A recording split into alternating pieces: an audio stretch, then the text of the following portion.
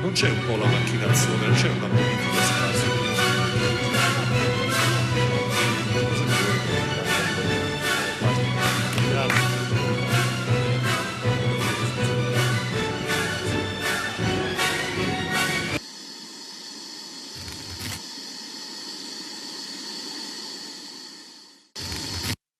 Eccoci di nuovo in diretta, Stefania, ben Buonasera. trovata, bentornata. Sì. Anche tu sei in diretta, mi pare, Sì. giusto? Quindi non c'è ombra di dubbio. Bene, oggi vorrei parlare con i tuoi ospiti, cara Stefania, di argomenti molto molto interessanti, perché qui le cose scorrono, la vita va avanti, però la politica si evolve ogni giorno, ci sono novità, ci sono cose da dire, nuove, e noi siamo qua pronti a recepire queste novità. E quindi Di Maio lascia la guida del Movimento 5 Stelle. Ecco, l'unica cosa che è emersa effettivamente, e questa non era una notizia nuova, perché sono settimane che si parla di un ripensamento da parte di Di Maio. Ecco. Poi parleremo, se abbiamo tempo, di elezioni regionali in Emilia-Romagna e Calabria, perché ovviamente voi sapete che questa domenica, giornata unica, si voterà in Emilia-Romagna e in Calabria. Argomenti anche questi molto interessanti, non sono più regionali e basta, ma sono diventati eventi di carattere nazionale, è diventato un po' sia l'Emilia Romagna che la Calabria un momento di scontro-confronto fra due diverse concezioni della politica, la politica del governo attuale e ovviamente quella della destra. E poi, se abbiamo ancora tempo, Craxi, statista incompreso, c'è stato il ventennio della ricorrenza del ventennio della morte di Craxi e sapete che in settimana molte persone sono andate a omaggiare la tomba di Craxi che è ad Hammamet in Tunisia. Bene, Stefania, direi che possiamo presentare i nostri ospiti. Prego, a te il parterre. Allora, Andrea Grassetto, vice sindaco di Petorazza Grimani, provincia di Rovigo, Fratelli d'Italia. Buonasera a tutti, grazie dell'invito. Marco Milanato, coordinatore Forza Italia Cittadella, Padova. Buonasera a tutti, grazie dell'invito. Paola Ghidoni, Lega, Padova. Buonasera a tutti. Simone Borile, ex consigliere Movimento 5 Stelle. Buonasera a tutti. Francesco Scopelliti, Italia Viva, Padova. Buonasera a tutti.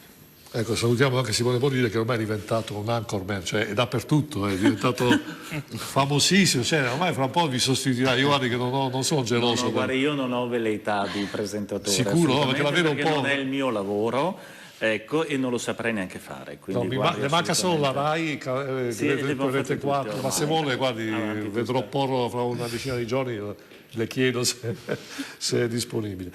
Allora, sicuramente la domanda più semplice la voglio fare a Simone Borile, però prima vediamo, voglio dire, Eros, facciamo vedere che che c'è anche una diretta Facebook, giusto?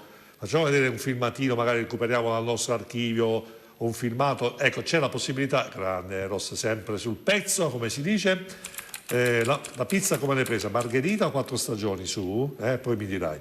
Quindi qua c'è la possibilità di entrare in diretta, Stefania, su Facebook, perché noi anche insieme delle persone ha anche una pagina Facebook per chi magari non ha il tempo di stare davanti al televisore, magari vuole seguire gli ultimi rumors dalla politica, uno se vuole si collega alla nostra pagina Facebook, schiaccia il bottoncino, parte la diretta e via, si parte con la diretta. Ed è praticamente quasi sincronizzato, mancano veramente 15-20 secondi, il tempo che il canale, però è collegato direttamente al canale 154. Meraviglie della tecnica. Stefano, io la prima domanda che vorrei fare a Simone Borile, però facciamo vedere anche la vignetta, Eros, oggi ti faccio lavorare troppo, perché il nostro amico Giorgio Ruvo l'ha messa lì. Ecco, non guiderò più il Movimento 5 Stelle, cominciava ad avere troppi chilometri. Questa poi, ecco, Ruvo poi mi ha messo con i miei ragazzi, mi hanno messo con i capelli bianchi, mi hanno fatto invecchiare una quindicina d'anni. La risposta che io pensa che in futuro guiderà un usato sicuro, magari con targa PD, che vuol dire che insomma grazie Giorgio, il nostro vignettista che ci prepara le vignette, famosissimo Giorgio Ruvo. Borile.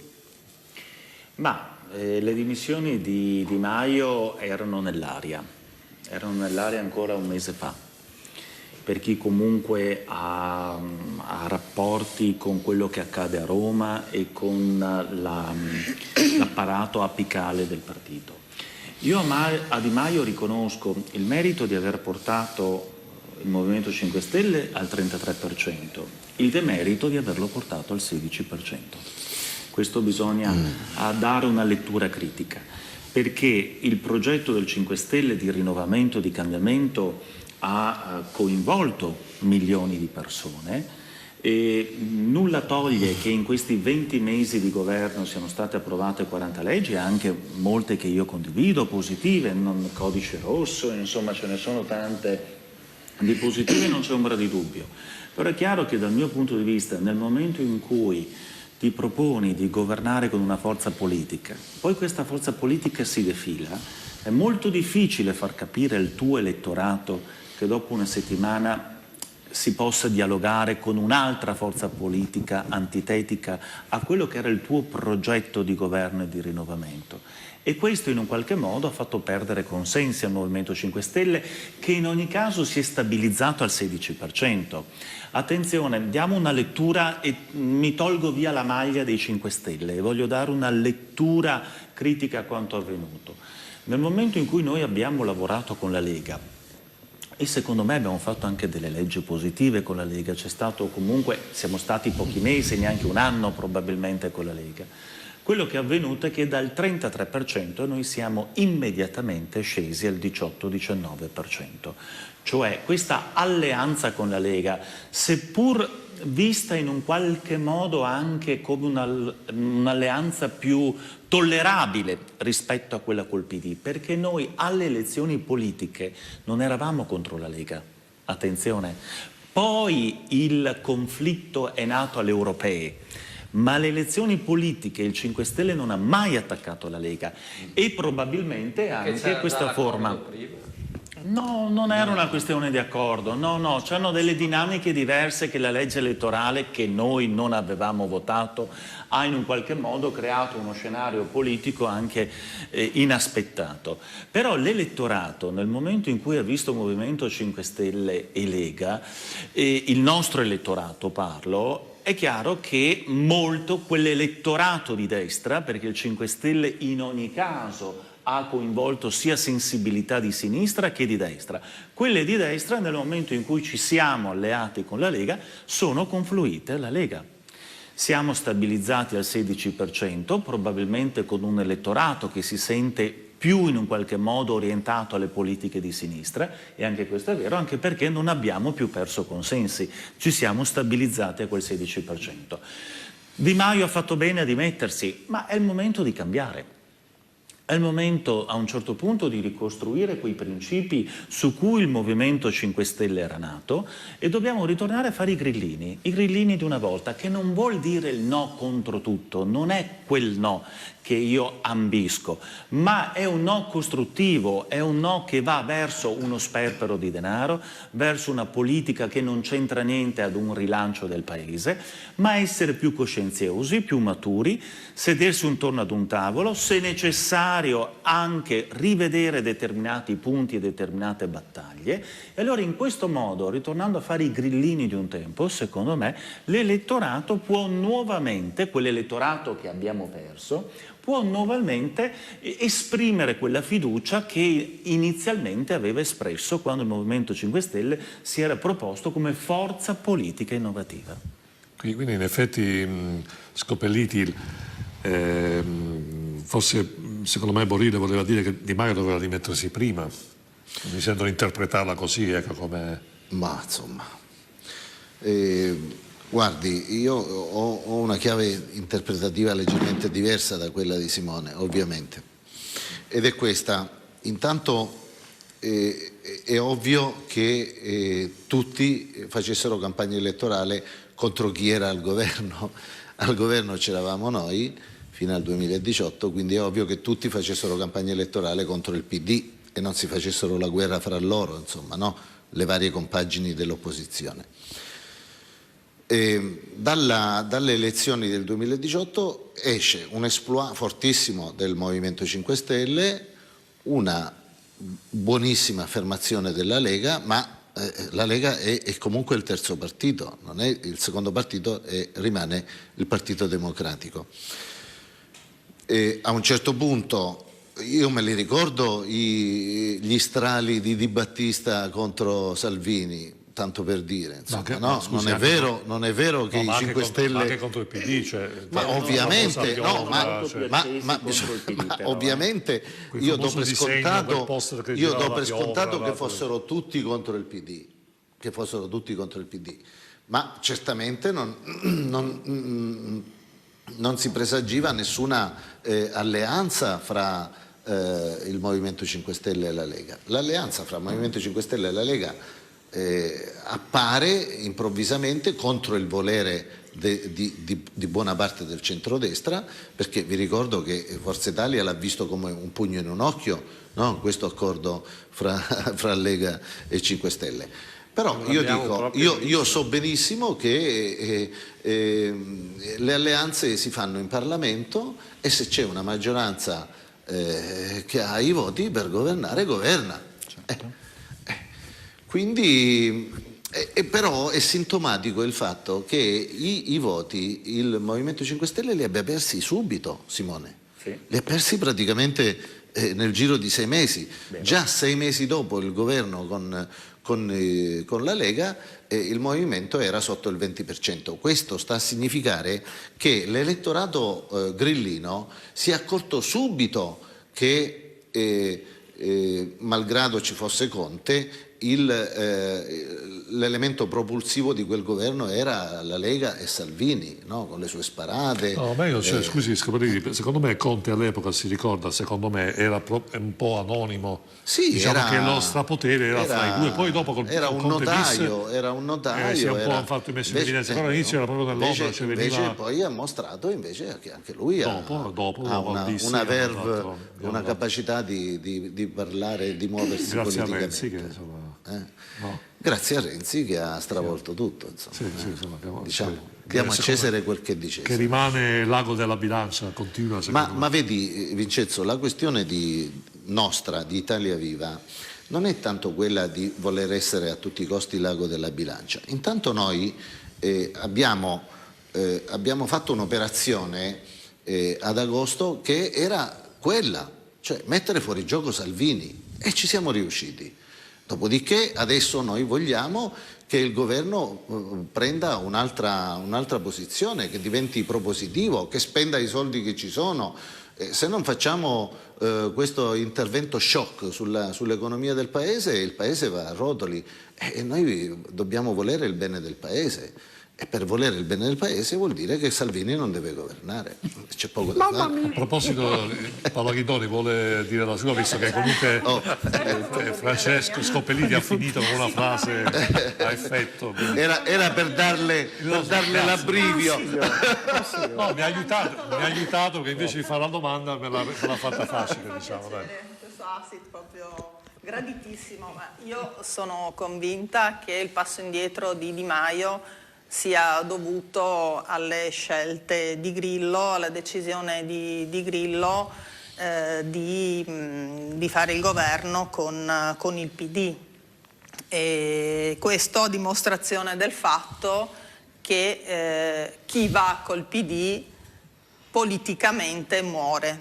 Io credo che il significato della scelta di Maio di dimettersi sia questo, e credo anche paradossalmente che il Movimento 5 Stelle avesse molte più affinità con la Lega, e qui c'è l'amico Simone, di cui tra l'altro ho grandissima stima. Io credo che ci fossero dei punti di contatto fra la Lega e il Movimento 5 Stelle. Questo devo interpretarlo, può voler dire qualcosa o...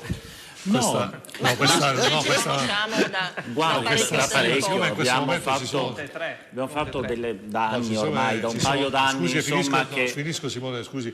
No, intendevo dire che siccome in questo momento di cambiamenti, rivoluzioni, stravolgimenti, dimissioni, eccetera, questo non è un corteggiamento politico, non è un invito ad entrare in Lega, però quello che dice la dottoressa è vero. Paola Ghidoni dice la verità. La Lega è sempre stata vista come un movimento che vuole spaccare, Dopo che ci sia riuscito o meno nel corso della sua storia è un altro discorso. Quindi vedere l'elettorato di un nuovo partito che promette il cambiamento, come il 5 Stelle, che si avvicina comunque ad un modo di fare politica che vuole rompere un po' gli schemi, era visto più benevolmente da questo punto di vista, perché eravamo i due partiti antisistema. Se lei chiede ai senatori e ai deputati leghisti come si sono trovati quei 10-12 mesi a lavorare con i colleghi grillini, le diranno tutti positivamente. Cioè le proposte della Lega, ma soprattutto il decreto sicurezza, per esempio, che porta la firma della Lega, ma che non sarebbe mai stato licenziato senza i voti del 5 Stelle, che ha la maggioranza alle Camere. Ecco, questo è un decreto che ha un colore, non c'è ombra di dubbio, e che noi abbiamo sostenuto e che abbiamo rivendicato, che aveva un senso, che dal canto nostro, che era sempre stato in una prospettiva collegiale, perché abbiamo ritenuto strategico in un qualche modo rallentare l'attracco di navi per innescare quel meccanismo di partenza che fungeva un po' da elemento che andava a disincentivare le partenze dalla Libia. Poi siamo tutti consapevoli, e non serve essere degli strateghi della politica, che bisogna stabilizzare il Nord Africa, altrimenti questi partono in continuazione. Ma se diamo un segnale di arresto, se diamo un segnale come per dire guardate che non funziona così, non tutti possono arrivare quando vogliono, e sarebbe il caso di ripristinare il decreto flussi, cioè la selezione e il quantitativo di soggetti che possono essere ammessi annualmente secondo determinati parametri, per noi quello era un punto che bisognava fare, insomma. Quindi ci sono delle alleanze che sono state costruttive dal nostro punto di vista e che hanno in un qualche modo anche prodotto dei risultati dal nostro punto di vista positivi, criticabili o meno, ma i dati ci danno anche ragione. Ghidoni voleva concludere? Sì. Chiedo scusa, però... Stavo dicendo più o meno comunque la stessa cosa. Difatti è stato fatto un patto di governo per questa ragione, perché in ogni caso i due movimenti sono, come appunto si diceva, due movimenti di rottura, di andare contro il sistema, e il sistema per noi è rappresentato dal PD, perché il PD ha governato fino al 2018, è stato il partito che ha governato gli ultimi 10 anni, 8-10 anni, sì. E quindi contro quel partito dovevamo andare, e così pure evidentemente il Movimento 5 Stelle. Poi il Movimento 5 Stelle si è alleato con il sistema che voleva scardinare, e quindi questo è un controsenso, ed è questa la vera ragione, secondo me, per cui Di Maio ad un certo punto ha dovuto fare questo passo indietro.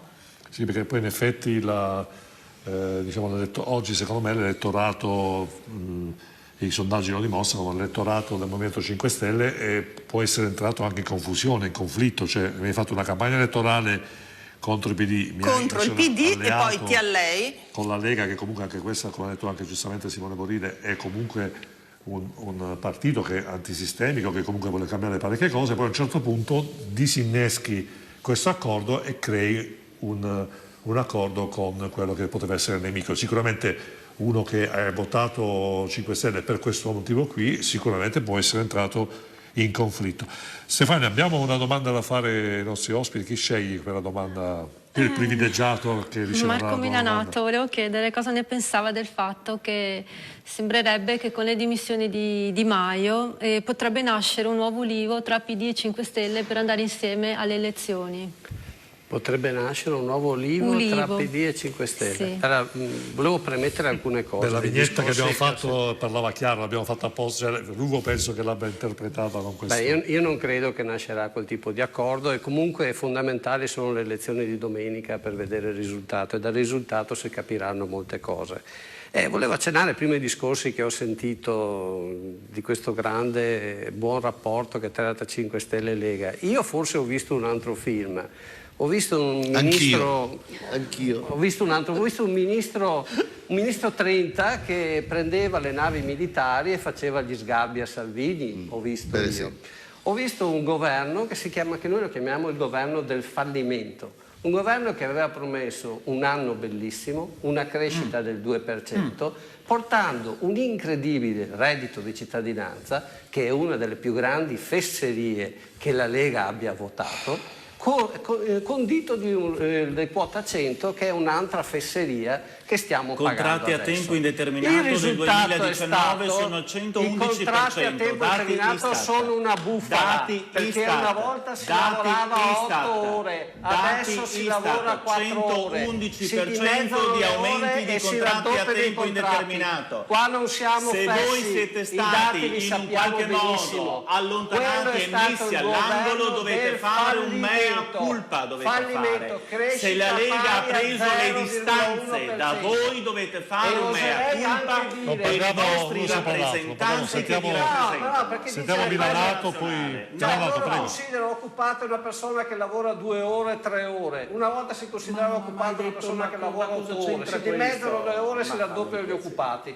Sappiamo tutti fare sti conti qua, li conosciamo Dati benissimo. Istat. Il dato Dati vero è che il Istat. PIL doveva Dati crescere Istat. del 2% e lo ha dichiarato Salvini, è cresciuto dello 0,1%. C'è una recessione, anche la Lasci Germania perdere, non ha il solo, PIL in deficit. oserei anche C'è una dire- recessione europea Aspetta, e lei viene non qui mi a interessa pontificare che- su noi, però mica che abbiamo dichiarato tenuto io i più conti 2%, nostri. allora fa meno di fare il reddito di cittadinanza e quota Ancora 100 questo sei la reddito, recessione tutti europea. ce l'hanno il reddito Primo di punto. cittadinanza Secondo punto, in Europa, il tutti Sud ce l'hanno, è in tutti. recessione e tutte Per queste colpa manovre nostra, di reddito per colpa di nostra, cittadinanza e quota per colpa 100 nostra. sono a carico del Nord, che ancora una Tutte a colpa volta nostra, continua a tutte a lavorare, colpa nostra. continua a lavorare Lei in ce una l'ha maniera su con le incredibile. categorie di Anche persone oggi che non abbiamo prendono visto 400 reddito di 450 dato a euro. persone Non che si tutti sono magari hanno il suo dimenticate reddito. di fare la dichiarazione Quello è un dei altro redditi. discorso. Una La vigilanza vergogna è allo un'altra stato cosa. puro. Lei ce l'ha su con quella fascia di persone che non riesce ad arrivare a fine mese. Questa è una vergogna perché non è mai esistito nessuno si che vergogni veniva per su- cortesia. nessuno si è mai vergogni. rimasto indietro. Ma come Nessuno è nessuno? mai Nel rimasto Veneto indietro. 800.000 veneti Nessuno ci è mai sono. rimasto indietro. 800.000 famiglie in Qualsiasi Veneto che non comune arrivano a veneto 800. ha Ma si aiutato le figuri, persone che si trovavano in difficoltà. Certo, È perché l'idea era delle una persone forma di che sono sostegno. rimaste Il indietro. REI No, era quello una non è- forma il di reddito sostegno. cittadinanza è una fesseria Sì, grande per lei come la è casa. presente in tutta Europa, E lo secondo Milano no. e lo toglieremo e faremo una cosa più seria. non Vedremo una se cosa la Lega che- verrà con voi alle politiche, vedremo Faranno se quello fra che un vuole. anno, Faranno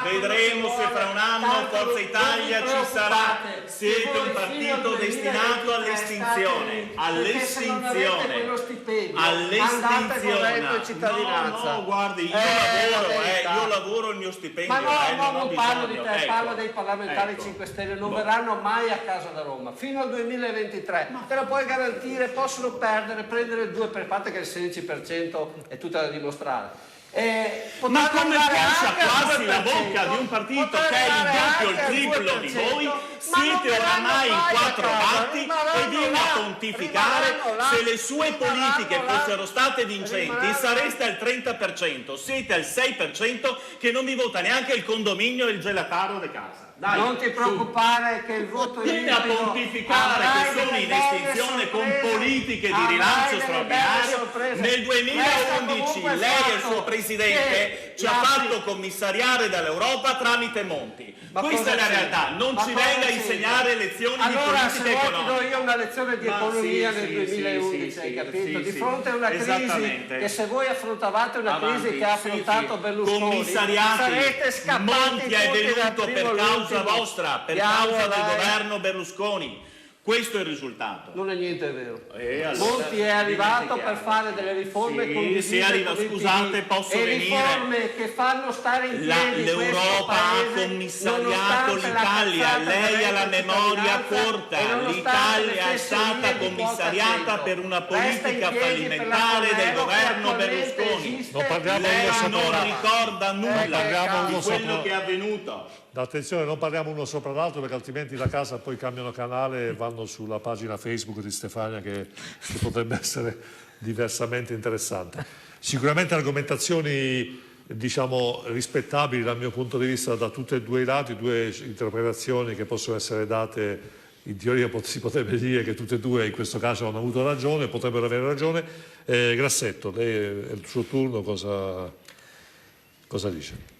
È difficile fare sintesi dopo le affermazioni appunto dei colleghi in sala, anche perché ho capito da ognuno di loro delle verità che sono inconfutabili, nel senso che a Di Maio va riconosciuto il fatto di avere appunto portato il Movimento 5 Stelle ad essere il primo partito con la maggioranza relativa in Italia, però appunto è anche quello che è passato dall'accordo con la Lega all'accordo con il PD all'accordo con Renzi, quando, ce li ricordiamo tutti, i 5 Stelle davanti al Parlamento nelle loro prime giornate, nella loro prima legislatura, quando dicevano che il PD erano tutti ladri. Quindi l'elettorato è molto mobile, l'elettorato attuale è mobile. Come vedete in politica le cose cambiano praticamente non più come una volta un leader politico poteva programmare, un partito poteva tramite i congressi, tramite le assemblee programmatiche avere un lungo tempo per dire al popolo quali erano le loro capacità di poter governare, quali erano le loro motivazioni, quali erano i loro ideali. Oggi in pochi giorni, in poche ore le cose cambiano, quindi il cittadino è assolutamente sveglio ed è assolutamente anche pronto a cambiare la sua preferenza. Sento, vediamo, c'è una telefonata da casa, pronto? Sì, buonasera, parla Bianca di Padova. Prego, buonasera. Guardi, io posso concordare con quello che sta dicendo il signor dei Fratelli d'Italia, quindi le cose. Però non sono d'accordo molto su quello che ha detto il signor Borile, perché forse si sta dimenticando che Di Maio un giorno ha detto bisogna condannare e buttare fuori i figli, i disonesti, quando il padre di Di Maio è un indagato perché è indiziato per illecito, per tante cose. Allora Di Maio ha detto i figli non devono pagare le colpe, gli sbagli del padre. Allora dove le fa comodo le va bene così, allora dove non le fa comodo io sono contenta che sia andato fuori e come spero che vada fuori anche il PD. Dopo volevo dire alla signora Ghidoni che io a lei le ho parlato un mese e mezzo fa, che c'era la signora Cappellini, Di nuovo la che storia quando ho Cappellini. finito il discorso che si parlava di Bitonci, va bene, ha detto ma questa è stata pagata da qualcuno. No, io non sono stata pagata da nessuno. Allora la invito a leggere il Mattino di Padova del giorno 15, che c'è un articolo del Signora, signor mi scusi, Tramarini ma non è Davide. l'argomento della serata. Allora, d'accordo, ma la siccome tesi di ce la vedo laurea per della tono e dottoressa cose. Cappellini non è Comunque, l'argomento della serata. Non mi interessa. Se possiamo Va bene, evitare non mi di interessa. tirare fuori signora di nuovo Bianca, sta grazie storia. dell'intervento. Grazie dell'intervento signora Bianca, continui a seguirci, sicuramente non è l'argomento, c'è qualcuno che vuole replicare, Scopelliti vuole Sì. replicare alla signora Bianca? No, alla signora Bianca. Ragioniamo sugli sì, argomenti ragioniamo. che stiamo... Proviamo a ragionare, dai. Proviamo a ragionare. Allora, Anzi, scusi Scappellini, prima di provare a ragionare che potrebbe essere Che non ne un vedo, processo ci riesco. complicato, mettiamo la pubblicità così ragioniamo meglio, Va così, bene. perché se no il regista Sì. quasi... Poi mi così i fa miei 3 neuroni si sincronizzano. cose, magari che viene fuori una scintilla, di quelle, un falò. Va bene. Grazie Scopelliti. Allora Stefano, lanciamo la pubblicità, tu dopo rimani dopo la pubblicità, sì, perché sennò i tuoi fan qua chissà vanno in crisi, a fra pochissimo. Rolex, Omega, IWC, Cartier, Audemars Piguet, Radime, da oltre 10 anni, esperienza e passione è al servizio di chi vuole acquistare un orologio di prestigio con la massima garanzia e serietà. Ma ricorda, se vuoi vendere il tuo orologio di prestigio, Radime te lo acquista alla massima valutazione. Radime, Viale Nino Bixio 31 Treviso. Radime.it.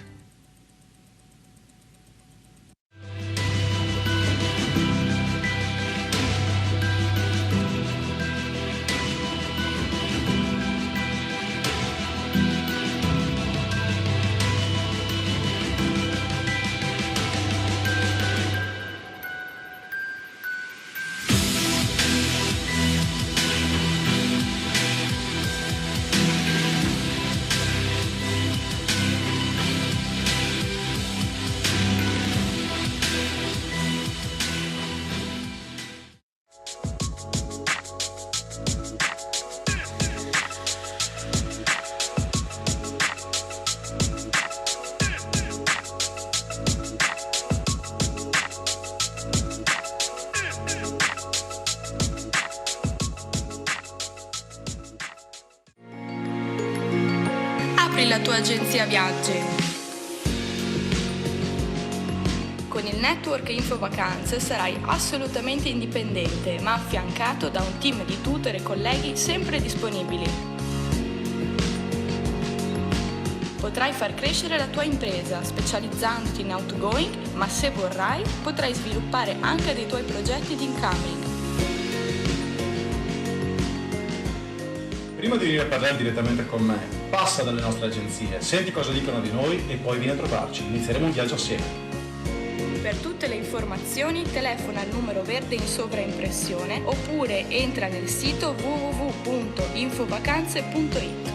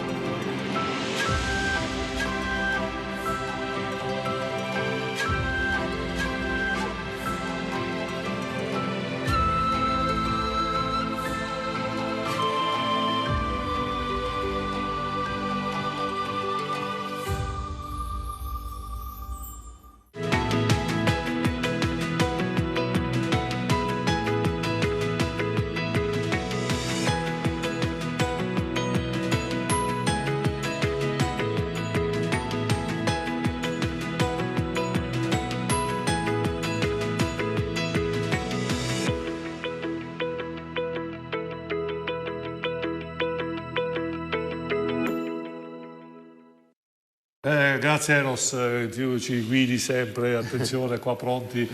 Allora, chi stava parlando? Era Francesco, era lei che stava Stoppellini, prego. Sì, rapidamente. Allora, anche vorrei fare qualche... Anche con calma, abbiamo ancora un'oretta. No, vorrei fare qualche precisazione. Prima Paola parlava del PD che governa dal 2008. No, vorrei precisare che noi nel 2008 abbiamo perso le elezioni e le avete vinte voi, le avete vinte con Berlusconi. E avete governato dal 2008 al 2011, poi stavate portando l'Italia in default. No, ho detto che avete governato gli ultimi 8 anni. Non stavamo portando l'Italia. Vabbè, quella è la mia opinione. Che ci siamo trovati in mezzo ad una crisi vi siete trovati, mettiamola così. Dai, troppo costoso, io voglio essere buono stasera. Vi siete trovati in una situazione tremenda che non sapevate gestire e qualcun altro l'ha dovuta gestire. Fra parentesi, hai detto che abbiamo gestito insieme. Sì, no, ma hai detto anche una cosa. Preso atto che non si poteva andare avanti. Ti do atto che hai detto una cosa che condivido anch'io. Fra le cose che ha fatto Monti, fra le cose cattive che ha fatto Monti, ne ha fatta qualcuna anche buona. Per esempio mettere in sicurezza il sistema previdenziale con la Fornero, voglio dire. Poi è un guaio da un certo punto di vista perché ha messo un paletto secondo me troppo alto, no? Guarda, io per esempio andrò in pensione a 68 anni e oggettivamente io me lo posso, scusa, fammi dire, no. Io me lo posso permettere perché faccio un lavoro tranquillo, ma uno che lavora su un cantiere andare in pensione a 68 anni la Fornero, ma lo problema. Sai, non è stata bloccata perché no, c'è stato lo scatto dei 6 mesi che allora, non è stato bloccato. aggiungo un risultato positivo era bloccare la Fornero per prima. Fammi dire, il primo governo Conte si è distinto soprattutto per due provvedimenti che sono quota 100 e reddito di cittadinanza. Ora, sebbene io, e lo dico in tutte le trasmissioni, sebbene io in linea di principio sia d'accordo con il reddito di cittadinanza, perché qualunque cosa che faccia una redistribuzione del reddito io la vedo come una cosa di sinistra, quindi la vedo molto bene. Certo, così come è stata fatta, non è stata fatta bene, perché si è avuto la pretesa di dire vi diamo un reddito di cittadinanza però nel frattempo vi troviamo lavoro con i navigator. Insomma, sappiamo bene che non sarà così. Condivido. Simone, lo sai? Condivido sappiamo bene che poi, il principio di sostegno che poi abbiamo dato, è nella totale che poi abbiamo dato dei soldi a famiglie che erano gravemente in difficoltà e io guardate sono d'accordo, però vi faccio notare che i due provvedimenti sono entrambi sbagliati ed entrambi sono falliti come provvedimenti, tant'è vero che stanno spendendo meno della metà dei soldi che sono stati stanziati. La quota 100 è sbagliata, perché sapete chi va in pensione con la quota 100? Vanno i maschi settentrionali, prevalentemente del pubblico impiego. Cioè tutta gente che potrebbe rimanere tranquillamente a lavorare, come resterò a lavorare io fino a 67 lei anni. dice Io un po' demagogia, un po' vi faccio l'esempio personale. Io alla fine del 2021 potrei andare in pensione con quota 100, ma non ci andrò, primo perché sono ideologicamente contrario, secondo perché fra andare in pensione nel 2021 e andare in pensione nel 2027 perderei 1.300 euro lorde di pensione mensili. Mi sembra strano. Sembrano No, a meno che non hai una pensione da 6-7 euro. Sembrano grossi. Se ve lo dico io, fidatevi che è così. Temevo che Poi vi dico perché, ma insomma, Evidentemente avrà una pensione altissima. certo che avrò un'ottima Pellighi, pensione. Io sono un funzionario di alto Posso livello. dire che io avrei scusi, Bernardo, lavorato però per temevo ridurre la peggio io. formazione. No, ecco, per temevo che lei dire... dicesse la cosa che temono gli uomini, no? Che non vanno in pensione perché poi a casa la moglie... No, pensavo intanto un mi po'. ha posto il veto mia moglie, mi ha detto tu in pensione, perché lei non può andare, perché lei avendo cominciato più tardi di me a lavorare, lei andrà sicuramente a 67 anni e mi dice tu vai in pensione un minuto dopo di me e io ho risposto obbedisco. Obbedisco, è l'unica cosa che...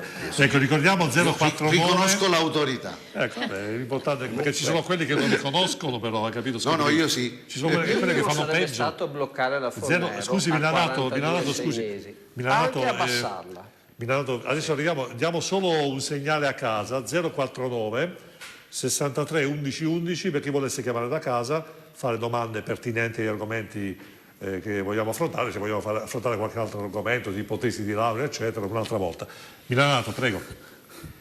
Su che domanda? No, cioè, visto che Pia stava dicendo... Vorrei intervenire un attimo, io se certo, posso, perché qui stiamo parlando di misure che sono state prese dal governo Lega 5 Stelle, che vi ricordo è durato 1 anno. E 4 mesi. Quindi sono misure che dovevano far parte di un pacchetto che doveva durare un'intera legislatura. Non si può giudicare un governo e le misure che vengono prese e le conseguenze di queste misure sull'economia di un governo che è rimasto solamente 1 anno, perché è troppo poco.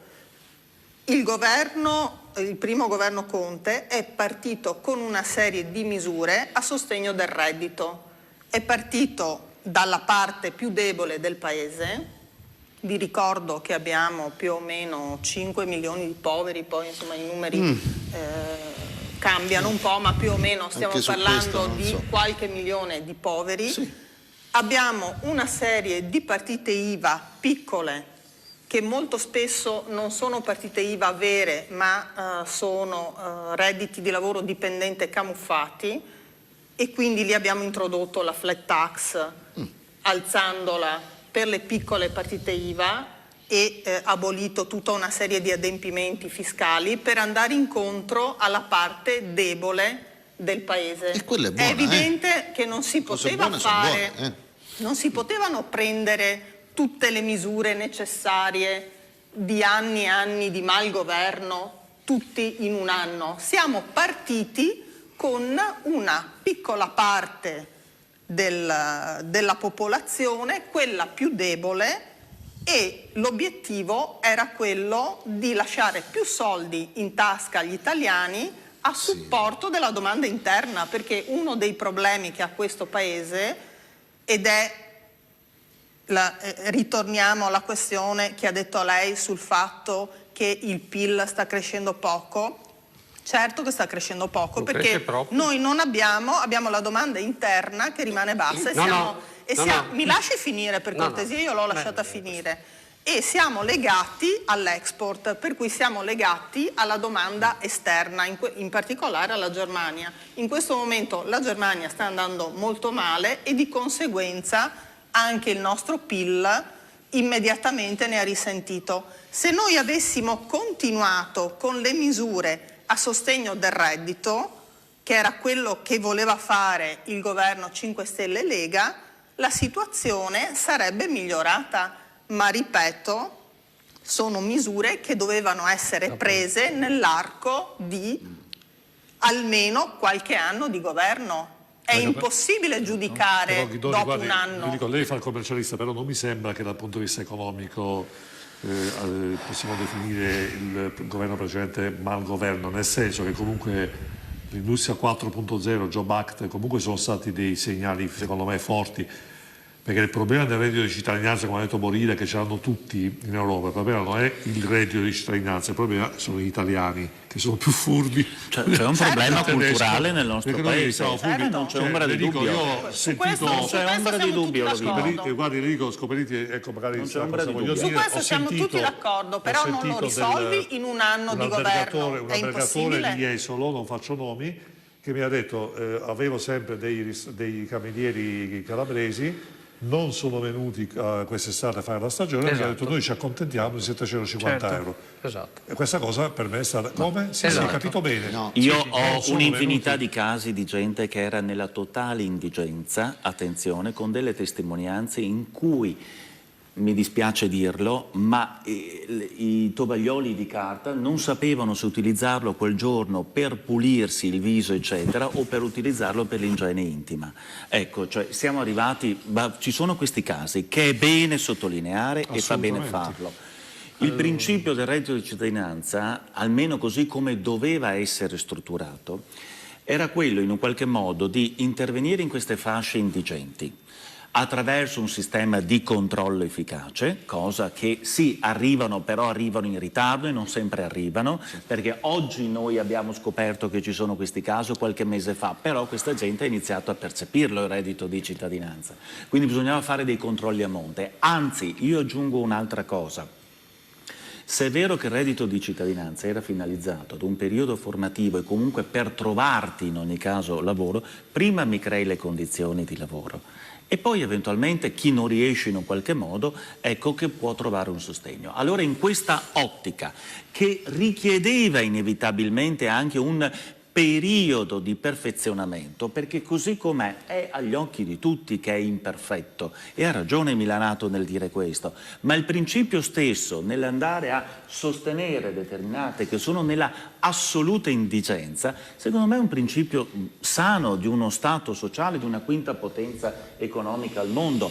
Certo, ci sono un'infinità di criticità all'interno di questa manovra e questo hanno ragione tutti nel dirlo. Io sono il primo a gridare queste cose e dal mio punto di vista o si perfeziona o si arriva in un'ottica di perfezionamento e di controllo efficace o altrimenti rischia veramente di naufragare. Va bene, allora io lo distruggo completamente questo concetto qua, perché è proprio il concetto. Io sono lo Stato, Forza Italia sono lo Stato, magari andrebbe 10 volte meglio. Do i 5 miliardi del reddito di cittadinanza non gratis senza fare nulla, lo do tramite un lavoro, faccio lavorare questa gente. Io posso dare 5 miliardi a delle persone gratis, posso dare 5 miliardi al popolo tramite un lavoro. Potrebbe essere per esempio la linea ferroviaria a Matera. Ho sempre speso come Stato 5 miliardi, ma ho dato un lavoro alle persone e ho dato la possibilità di crescere e di svilupparsi. Questo è il nostro concetto, non è il concetto di dare un sussidio.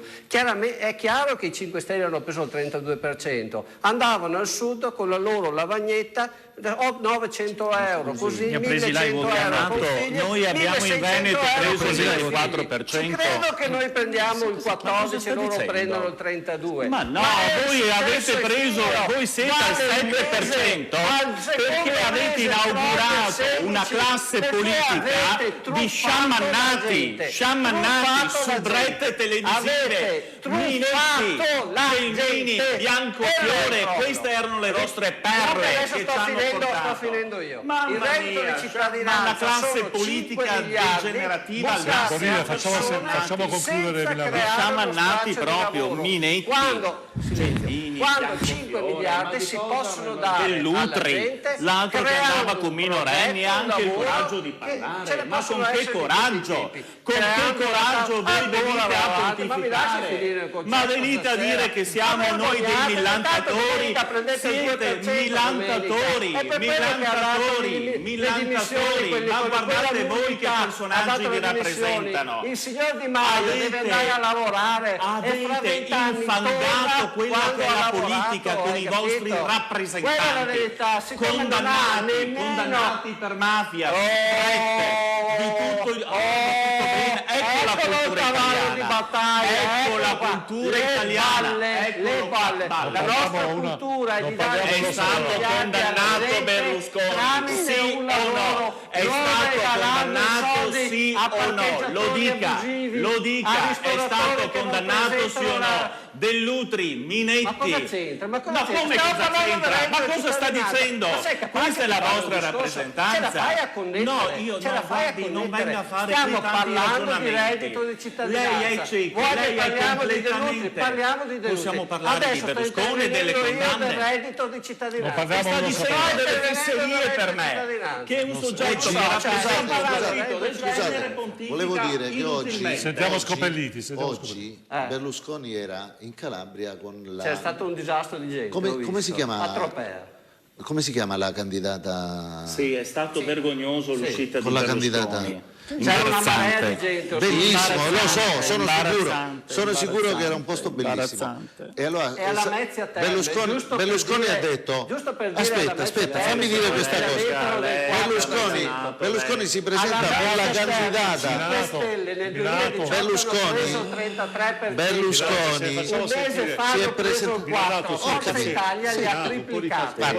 Berlusconi si è presentato con la candidata con la candidata del centrodestra e ha detto: questa signora io la conosco da 26 anni, non me l'ha mai data. Eccolo qua. Pronto? E allora?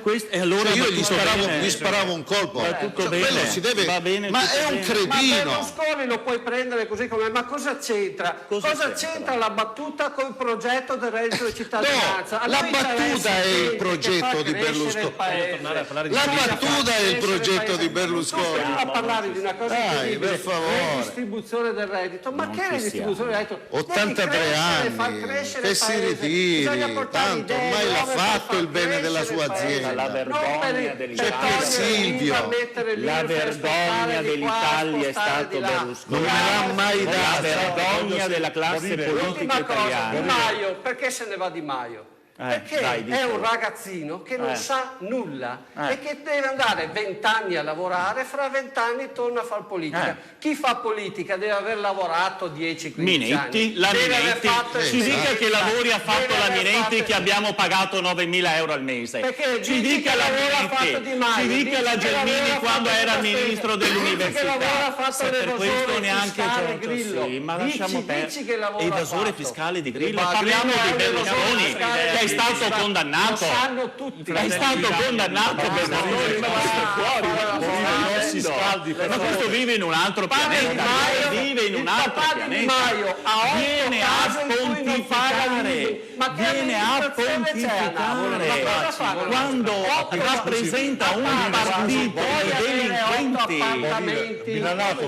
Sì, ma cosa mi dice? Adesso, ho ben capito. Sì, quindi basta che lei- mi lasci rispondere.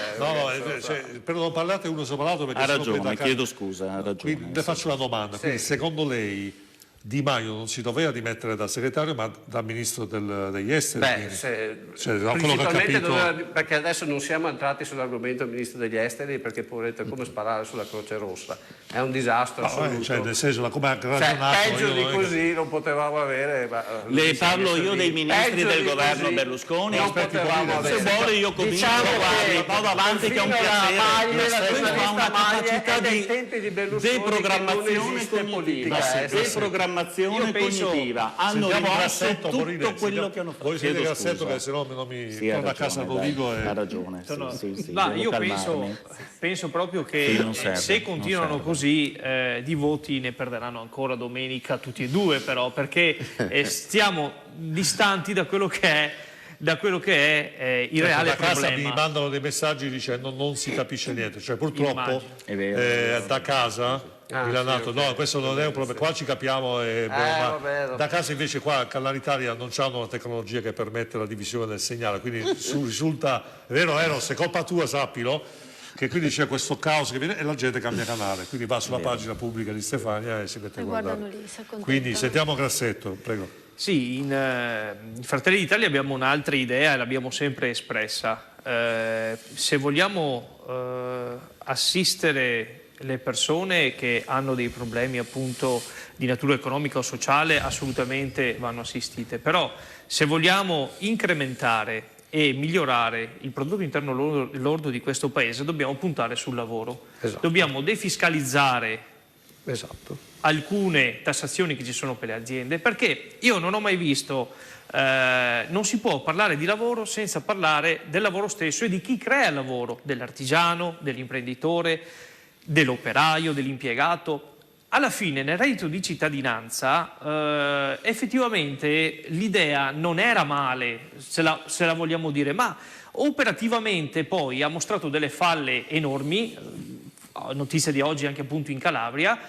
Gli unici che hanno trovato lavoro probabilmente sono stati i navigator, che poi non so neanche effettivamente se stiano lavorando, e come ripeto sempre all'interno del Movimento 5 Stelle gli unici che hanno trovato lavoro sono stati i ministri e tutto un parterre di amici, purtroppo anche lì, conoscenti che sono stati arruolati nei ministeri e sono stati bravi, sì, hanno aumentato il loro PIL, però un PIL che è allo 0,1 con le esportazioni al minimo, e vogliamo parlare anche di quanto a livello mondiale noi non siamo più la potenza che eravamo una volta. Avete visto Conte che va alla ricerca del suo posto nella conferenza sulla Libia e viene relegato, è veramente umiliante. Come possiamo pensare che l'Italia possa essere sovrana e spalleggiare ad armi pari con altre potenze mondiali europee se abbiamo comunque un governo attualmente che non rappresenta quello che gli italiani desiderano? Oggi il governo non rappresenta quello che gli italiani desiderano e probabilmente e sicuramente domenica lo vedremo. A proposito di questo, facciamo un sondaggio, visto che Grassetto mi ha lanciato l'assist, vedo che Scoperini di Grassetto mi stanno aiutando moltissimo, grazie, mi stanno lanciando questi assist. Sono i due estremi, sono pacati. Sì. Siamo a tutti gli effetti agli estremi. Io e Grassetto. Ma guardi che sono contento. Il posizionamento delle poltrone non è casuale, quindi ve lo dico in anteprima, in esclusiva. Come andranno queste elezioni regionali? Perché poi mi sembra che Italia Viva non si è presentato, o sbaglio? Cioè, no, come ha fatto? No, Italia Viva non ha presentato una propria lista. Ovviamente noi stiamo lavorando ventre a terra perché vinca Bonaccini, insomma. Abbiamo molti esponenti di Italia Viva nella lista Bonaccini, nella lista Presidente Bonaccini. Come andrà? Ecco, io ho anche su questo ho una chiave di lettura personale. Intanto io ovviamente spero fortemente che vinca Bonaccini e mi pare che i sondaggi diano 5 punti di vantaggio a Bonaccini sulla Ma scusi, Borgonzoni. ognuno dice che i sondaggi sono ho visto i miei sondaggi, ho fatto il sondaggio nel mio condominio, vince sicuramente Bonaccini, per esempio, no? Nel mio condominio. Ecco, no, ma a parte gli scherzi, voglio dire, il fatto chiarissimo è che l'Emilia Romagna è forse la prima regione italiana, è stata governata benissimo negli ultimi 5 anni. Certo, quello che rischia secondo me in Emilia Romagna è Salvini, perché se Salvini non dovesse vincere perché la Borgonzoni è un fantoccio nelle mani della Lega. Adesso parlo anch'io in quarta. No, aspetta, Salvini potrebbe vincere le elezioni, ovviamente, perché ce l'ha messa tutta per vincerle. Se non le vince, comincerà il suo declino. E io spero fortemente che non vinca, insomma.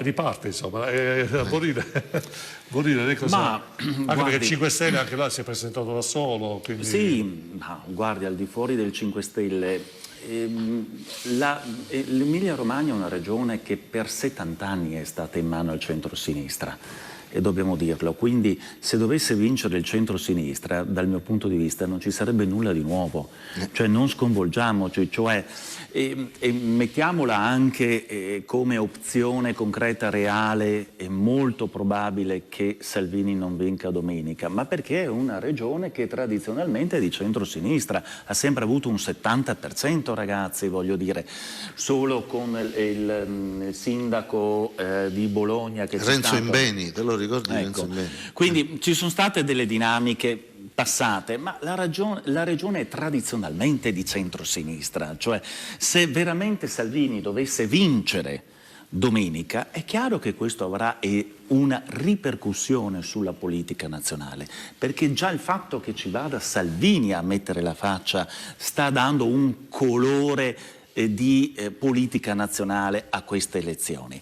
Però non mi stupirei se il centro-sinistra vincesse in Emilia-Romagna, perché si è sempre attestato al 60-70% negli ultimi 50 anni, voglio dire, cioè sarebbe effettivamente un terremoto politico se vincesse il centrodestra, questo sì, e allora questo chiaramente implicherebbe tutti una riflessione. Ma se perde Salvini in Emilia-Romagna ci sta, perché l'Emilia-Romagna con il suo passato e la sua storia, ecco, questo va detto a onor del vero. Doni, effettivamente la kermesse, poi ecco, parliamo di Emilia-Romagna, perché l'Emilia-Romagna è vicina al Veneto, quindi pochi chilometri, almeno noi qua a Padova e siamo in Emilia-Romagna, a Ferrara vicina. Effettivamente questa consultazione regionale, anche la sua Calabria, Scopelliti, effettivamente è diventata più un impegno nazionale, cioè un momento di scontro nazionale, sembra la guerra di tutte le guerre, poi alla fine secondo me non cambierà nulla il giorno dopo, però vi posso garantire che qualcuno aspetta il 27 per decidere se fare o non fare una certa cosa, quindi secondo me è un po' assurdo, però effettivamente sembra uno scontro nazionale. Sicuramente le cose stanno in questi termini, anche perché è già un grandissimo avvenimento che ci sia la Lega e comunque la coalizione di centrodestra, ma insomma diciamo la Lega come primo partito, testa a testa con il partito che governa da 70 anni la regione. È vero. Per cui diciamo che è già un grandissimo risultato che siamo arrivati ad un testa a testa che io credo che fino, non dico l'anno scorso, ma forse neanche 2 anni fa, neanche sarebbe stato ipotizzabile uno scontro di questo tipo. Quindi i sondaggi, quindi, i vostri sondaggi danno alla pari più o meno testa a testa? No, i nostri sondaggi danno in testa il centrodestra. 5% quindi, anche, cioè, no, perché lei ha detto 5%. Al contrario 5%. Del suo condominio, il mio. Quindi diciamo tutti il 5% in più, vabbè, siamo molto forti in Romagna, si è trasferito a livello nazionale per questa ragione, perché è comunque uno scontro storico che mai si sarebbe potuto... No, in effetti Guidoni, io ho visto la struttura della Lega, anche quella di Forza Italia in massa dal Veneto, andare a fare da supporto sì, è vero. ai candidati della... Sì. In effetti anche questo è stato un Stiamo facendo un gioco di squadre. Un gioco Milanato, prego.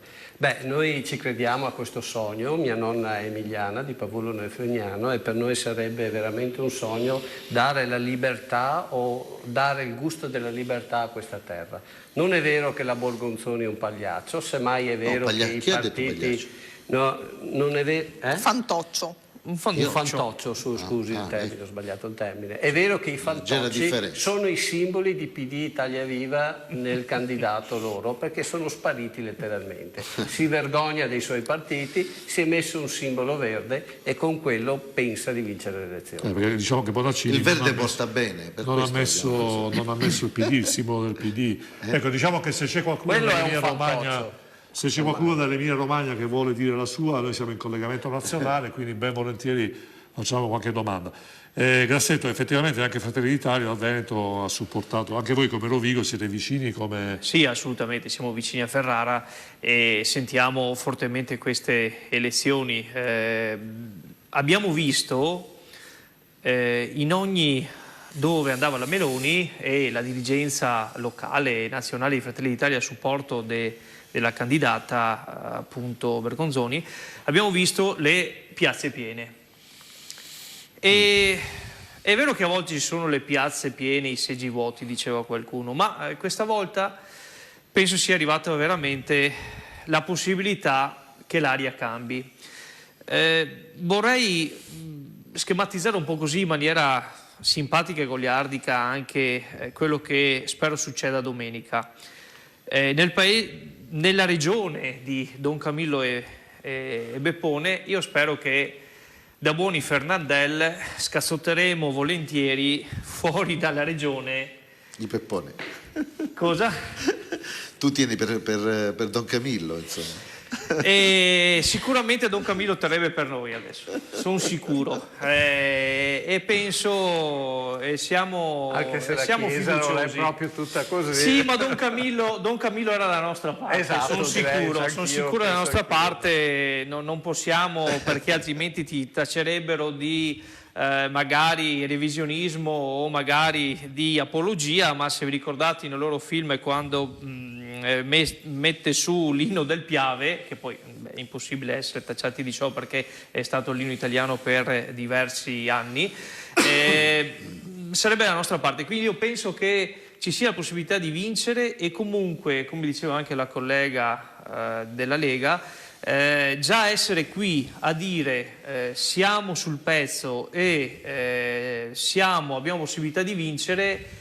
Non è una vittoria, perché la vittoria è portare a casa la regione e mandarli a casa, ma è già molto importante, e i segnali sono positivi. Bene, mentre parliamo, vi dico a livello statistico che c'è la piazza di Bibbiano, diciamo, organizzata dalla Lega, che sta facendo la sua conferenza, e vicino ci sono le sardine che contestano. Ecco, diciamo, questo è stato un po', secondo me, il leitmotiv di un po' tutta la campagna elettorale, no? Sì. Queste sardine, secondo me, ripeto, la prima volta che ne parlo, però ho sempre evitato di parlarne, però non capisco francamente come si possa fare opposizione all'opposizione. Poi io credo che sia meglio fare qualcosa di positivo. Potrei dire una battuta sulle sardine, Vincenzo, ma è una battuta riferita però anche Scommetto che ti piacciono le sardine in Saore. No, sì, mi piacciono assolutamente, da buon veneto.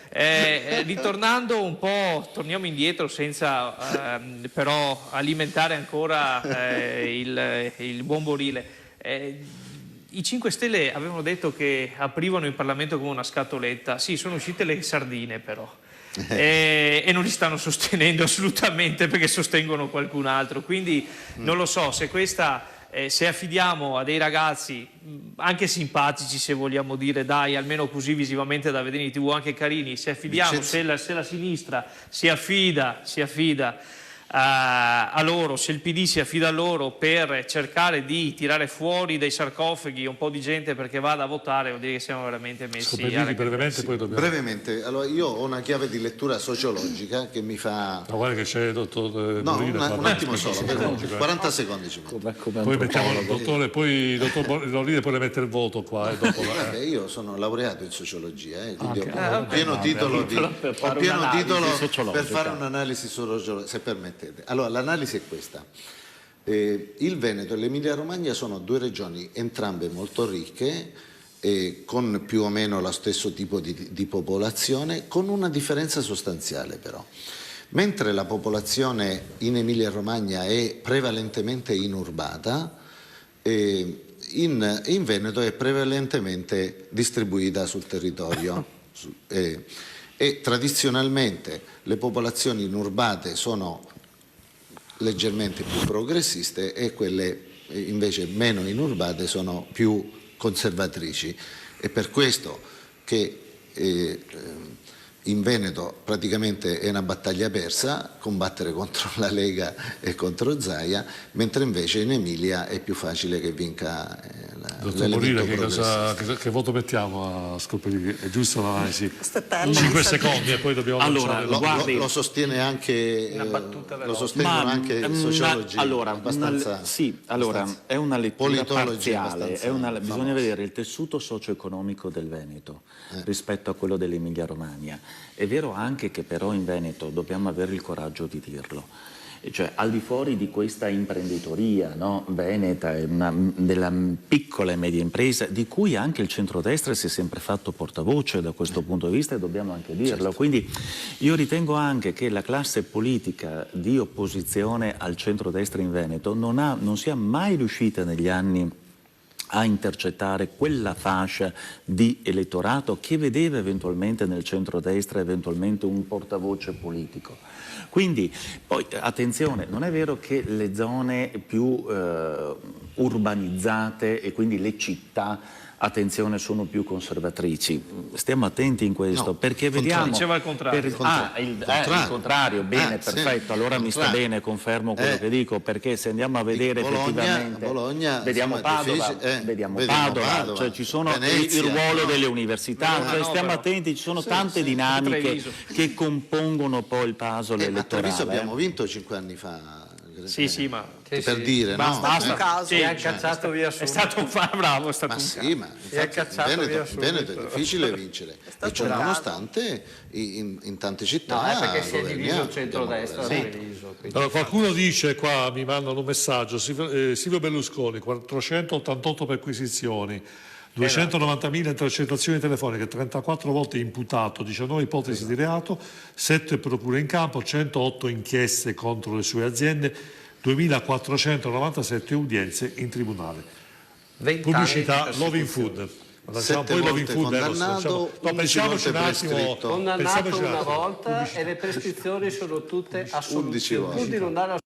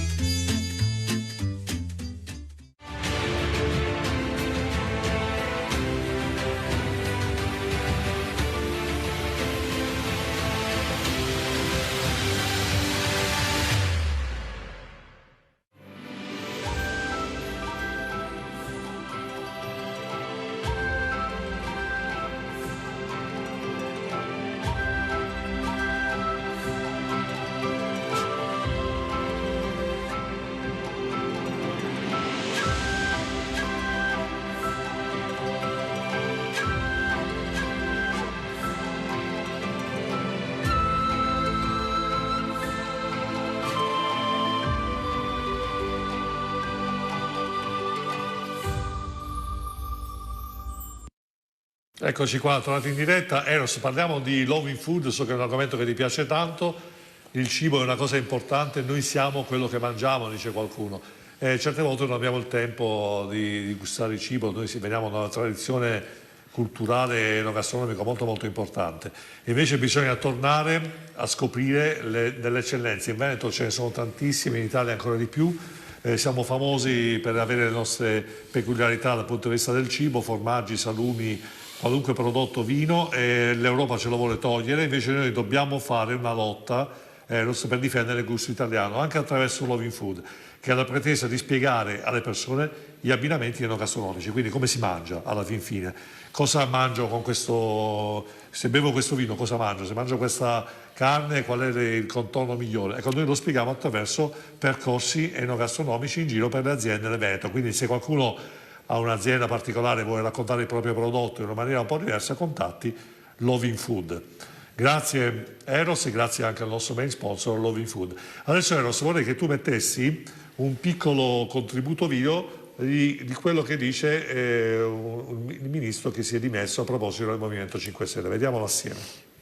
Ecco qua, quindi ecco, Borrile, visto che lei del 5 Stelle vuole dire qualcosa di questa intervista? Vabbè, ringraziamo la 7 che ci ha dato un pezzo. Sì, assolutamente. Allora, io sono favorevole alla espulsione per coloro i quali non hanno in un qualche modo onorato il contratto sia con il partito ma anche con gli elettori.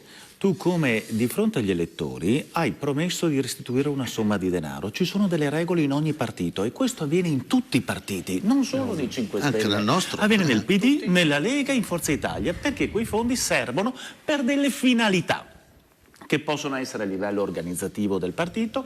Per quanto riguarda il Movimento 5 Stelle vanno riutilizzati questi 106 milioni per imprenditoria o nel sociale, punto. Se tu non versi questi soldi quando hai sottoscritto un impegno nei confronti del movimento, ma anche nei confronti dell'elettore che ti ha votato anche per questo motivo, perché questa è una promessa che tu hai fatto, trasgredisce delle regole ed è giusto che tu venga espulso, così come è successo per esempio con Paragone e con altri.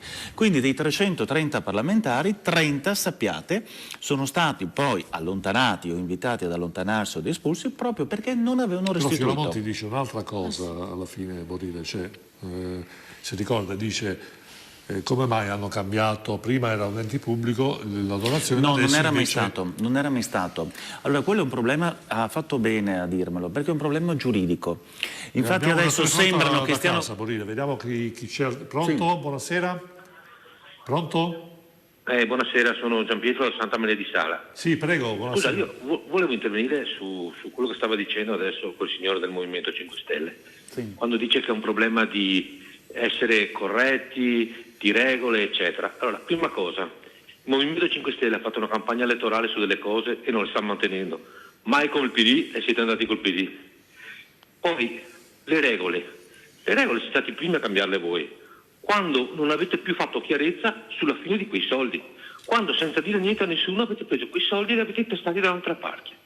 La chiarezza deve essere prima da chi vuole fare le cose dall'alto che dagli esponenti del vostro movimento. Voi se state prendendo i voti è perché vi state comportando così, volete imporre delle regole e siete i primi che le hanno, cosiddetto, non rispettate. La ringrazio, buonasera. Grazie Gianpietro, diciamo che Santa Maria di Sala è un comune in provincia di Venezia, per chi magari, visto che comunque la nostra è una trasmissione nazionale, Borrile. Ma ha detto delle cose inesatte. Primo perché tutto quello che noi attingiamo da questo fondo ha sbagliato l'ex ministro dell'istruzione, viene sempre reso pubblico nelle opere in cui vengono devoluti questi soldi. Punto. Abbiamo restituito 106 milioni che abbiamo reinvestito in progetti di utilità sociale e imprenditoria, quindi basta collegarsi e vedere dove sono stati distribuiti questi soldi, i destinatari e quanto è stato dato. Uno. Per quanto riguarda, noi avremo tantissime colpe, ma non c'è ombra di dubbio e io ve le posso elencare se abbiamo qui 2 ore. Però è anche vero che delle 40 leggi che noi abbiamo fatto in 2 anni, guardate che tutte quelle leggi che sono state approvate fino adesso erano nel programma dei 5 Stelle. Punto. Possiamo dire che questo non basta? Che serve di più? Non c'è ombra di dubbio. Infatti noi chiediamo di essere giudicati dopo 5 anni e non dopo 2 anni, dopo 20 mesi. Ma quello che è stato approvato ad oggi era nel programma dei 5 Stelle. Quindi non è vero che noi abbiamo tradito il nostro elettorato. L'ho spiegato a inizio puntata. Quindi per lei qual va è bene stato che il i disorientamento? soldi finiscono in un conto intestato a 3? No, quindi... no, non va bene per nulla. Infatti l'hanno cambiato. Ma c'è anche un problema giuridico. C'è un problema giuridico. Perché se è intestato, io non sono un giurista, lei sa, sono un antropologo, però se è intestato a 3 soggetti e per disgrazia questi 3 soggetti dovessero perire, quei soldi lì dove vanno? Vanno in successione. Certo. Agli eredi, certo, o ai familiari. E lei capisce che è un problema. Agli eredi, in particolare ai legittimari, se uno ha legittimari. Ecco, quindi ben venga che è stato modificato. Sì, ecco, sì. Non è successo, sono sempre stati utilizzati. Ribadisco, per progetti imprenditoriali e di utilità sociale. Però era giusto creare una struttura terza che potesse poi in un qualche modo, anche da un punto di vista giuridico. So che anche gli esponenti della Lega danno qualcosa diciamo, per, non essendoci più, pagare i 49 milioni. Il finanziamento pubblico ai partiti, più o meno tutti i partiti vengono tenuti in piedi dagli iscritti, dai militanti, dai sostenitori, quindi con il tesseramento, e poi comunque con un contributo da parte di chi ha un ruolo nelle istituzioni per forza di cose, perché ci sono le strutture da pagare, c'è l'attività politica, ci sono i dipendenti. Qualcuno dice che serve anche per pagare le rate di quei famosi 49 milioni. In effetti noi abbiamo rateizzato, i 49 milioni sono stati rateizzati e li stiamo restituendo hanno mese un mutuo per mese. di 80 anni. Certo. 80 anni? 80 anni. Abbiamo questa spada di Damocle dei 49 milioni per cui siamo stati condannati e li stiamo restituendo. Si dice che c'è tempo per pagare, quindi insomma 80 anni. Morire e pagare. In dialetto calabrese si dice cucampa pava. Due cose. Chi non ha versato soldi di Forza Italia faccio degli esempi: i consiglieri regionali non hanno mai versato un euro per Forza Italia, non sono stati candidati alle politiche e poi se ne sono andati sbattendo la porta, e questa è la motivazione. Abbiamo fatto in un altro modo. L'altro modo è che sentivo prima, che tutte le leggi proposte, ma la legge più importante, il progetto più importante, cioè trasformare l'Italia da una struttura centralista a federalista, non è stato realizzato. È la cosa più importante che si deve fare in questo momento in questo Paese, ma non è stato realizzato da due forze che avevano promesso nel Veneto, tramite un referendum, di poterlo realizzare. Questa è una cosa che purtroppo ci manca ed è la cosa fondamentale che può far ripartire questo Paese.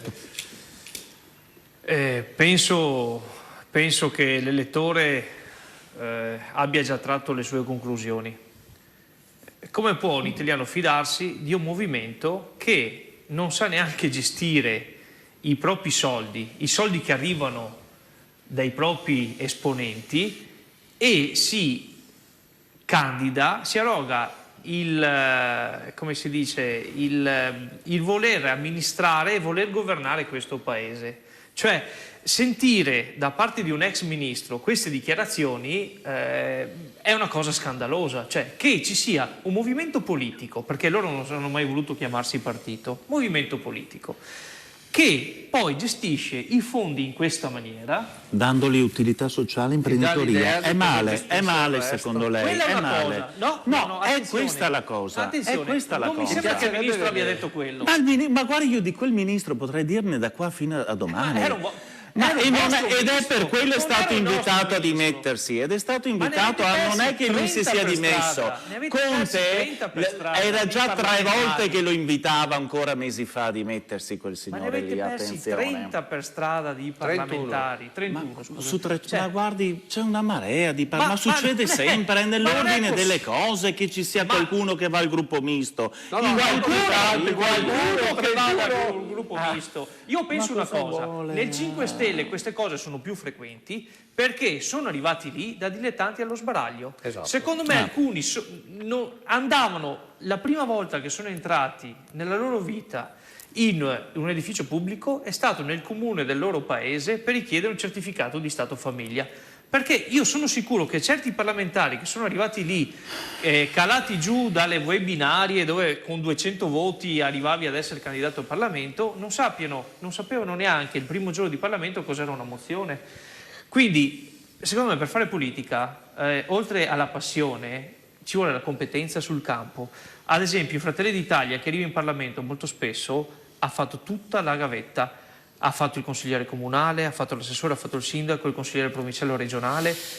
A me, sinceramente, sentire parlare di soldi, di milioni di euro gestiti da 3 persone, che come ha detto anche lei, Borile, domani mattina potrebbero perire o potrebbero andarsene. Cosa fanno poi? Giocano a 3 carte e adesso dammi indietro i soldi? Stiamo banalizzando. Banalizziamo, ma avete banalizzato voi il sistema. Noi ci siamo impegnati che i soldi che noi riceviamo come compensi, come indennità, vengono in parte distribuiti in utilità sociale. Perché lei deve condannare queste cose e ridicolizzare questo progetto? Io non ridicolizzo questo progetto. No, lei ha detto siamo così improvvisati, non siete in grado di... No, come no? Si colleghi al sito, veda quello che è stato finanziato, sovvenzionato, promosso, quali attività imprenditoriali. È tutto rendicontato. È tutto rendicontato. Allora probabilmente... Io non vedo quale sia questa perplessità. Questo ex ministro, questo vostro esponente... No, penso che questo vostro esponente vada querelato. Ecco, poi comunque già a casa ci dicono il contratto non ha carattere giuridico vincolante ai sensi del codice civile, ma solo morale, nel senso... Questo avviene a tutti i partiti, sarebbe un impegno, una promessa spontanea, che loro lo chiamano come gesto spontaneo. Tutti i partiti non possono obbligare. Non è possibile però... farlo. Esatto. Però l'ex ministro diceva adesso che invece gli veniva imposto. No, non è possibile farlo. Ma se lei mi scusi, in Lega, in Fratelli d'Italia... Cosa vuoi che dicesse? Ma è ovvio, è stato mandato via, è normale, ma a Fratelli d'Italia, se qualcuno sgarra nelle regole di Fratelli d'Italia, io vi conosco molto bene, cioè altro che invitato ad andarsene, lo prendete a calci sul sedere voi, attenzione, sì. Quindi nel momento, sì. E succede alla Lega così, succede a Forza Italia, succede a tutti i partiti è così. Ci sono delle regole che vanno rispettate, non le rispetti, non abbiamo un sei conto fuori, intestato a 3 persone, sei fuori, sono sicuro. sei fuori. Comunque una cosa è certa, anche se in Emilia-Romagna, come sono convinto, vinciamo noi, il governo non ha nessun problema, non vengono a casa. Bravo, ben detto. È d'accordo Scopelliti su questo? Ovviamente sì. È la loro stampella. Una cosa è certa, sarà un governo a 4 sinistre più gruppo misto, ma il governo rimane in piedi. Giuseppi rimane al suo posto. Ecco, guarda, io vi dico già che sarò già con permesso dei familiari a casa, popcorn, Coca-Cola, modello Fantozzi 2301, mi piazzo davanti al televisore perché voglio sentire assolutamente. Guardare Mentana? Guardi, io vorrei... Non so, il primo che capita. Mi verrebbe da dire una cosa che non dovrei dire in televisione, secondo me. Allora, è vero quello che dice Milanato, sono d'accordo con lui. La prima cosa con cui sono d'accordo questa sera. Perché giustamente se si perde, perché si dovrebbe riperdere un'altra volta fra 5 mesi malamente? Cioè non avrebbe senso, nessuno farebbe una cosa del genere. Uno va alle elezioni anticipate. No, è che siete troppo attaccati alle poltrone. Se vuole vincere, no? O se vuole e i franco-tedeschi vi sostengono. No, questo è. E questo, almeno io penso di pensare come stiano ragionando loro. Per farsi assumere alla Camera. Allora, c'è un altro ragionamento però che sfugge, che è il taglio dei parlamentari. Sentiamo morire poi. Il taglio dei parlamentari, occhio. Perché lì con il taglio dei parlamentari, se riescono ad approvare il taglio dei parlamentari, questa è l'ultima legislatura in cui noi avremo questo numero di parlamentari. Sì. Quindi se si va al voto anticipato e non viene approvato il taglio dei parlamentari, ci sarà un'altra legislatura con 9... È brutto dire queste cose. Potrebbe essere una buona ragione. Una buona ragione per andare al voto anticipato, quindi perché ci si garantisce comunque 900 posti. Attenzione. Noi abbiamo sempre votato contro c'è una falla nel ragionamento di... Però sono dei rumors, attenzione, che secondo me vanno... Il ragionamento di Simone è questa. In questo momento il Movimento 5 Stelle ha quanti? 330?